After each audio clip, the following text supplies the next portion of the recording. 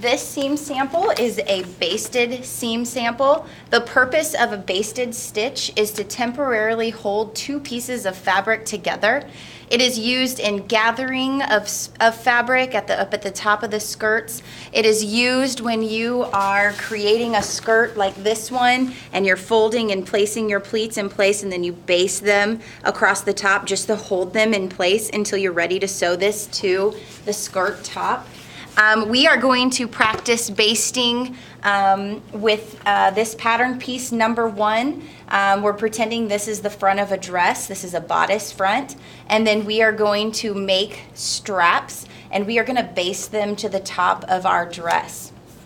So the first thing that you will need to do is cut one of your basted piece 1, trace it onto your single fabric, and then I have folded the fabric with right sides together, traced around my basted 2 piece, and then you can cut those out with your shears. I have done that already. I have pressed my pieces so they are nice and crisp. The next thing you want to do is transfer your markings from your basted 1 piece. You have large dots up in the shoulder pieces of your basted 1 piece, and so I'm just going to place some small dots to showcase these markings here. Then we are ready to make our strap. You are going to take your piece 2 and fold it with right sides together. You are then going to do a regular straight stitch. Instead of 5/8, you are going to do 1/4. 1/4 is right at the edge of the presser foot, and you are going to sew forward 4 or 5 stitches, back stitch to lock that in, and then stay right at that 1/4 inch line. You will back stitch at the end of your strap, trim your threads, and then we are going to turn this right side out. I have a little tool that you can use in the classroom called a bodkin.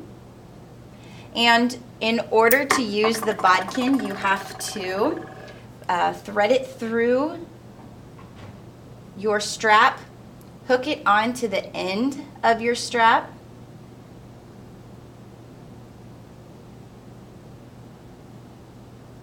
and then you can use the bodkin to help you turn your strap right side out. I'm having some trouble hooking it. There we go. And then you just have to pull that fabric up over the edge of the bodkin, little by little, just kind of working its way through the strap.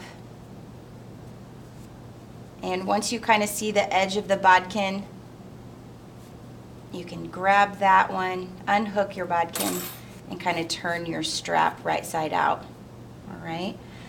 Make sure it's nice and flat and everything has pulled out, and you are going to press that. Okay. I have my 2 straps here. What you then will do, will place your straps with raw edges at the top on top of those white large dots that you marked. I have put the seam on the inside of both of those just to practice so that they look the same on both sides. And then we are going to baste these straps down. You are going to just do the 1/4 inch again. To get a basted stitch, you should be on your seam straight stitch, which is stitch number 1, except for a basted stitch, you need to raise your stitch length all the way up to 5. So this will go all the way up to 5. That creates a long stitch. It's easier for us to rip out come time to rip out. All right.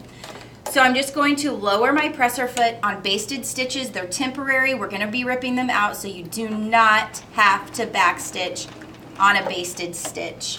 Basically, the purpose of this one that we're practicing here is just to hold these straps in place until we are ready to sew our front and our back pieces together in our pattern. All right.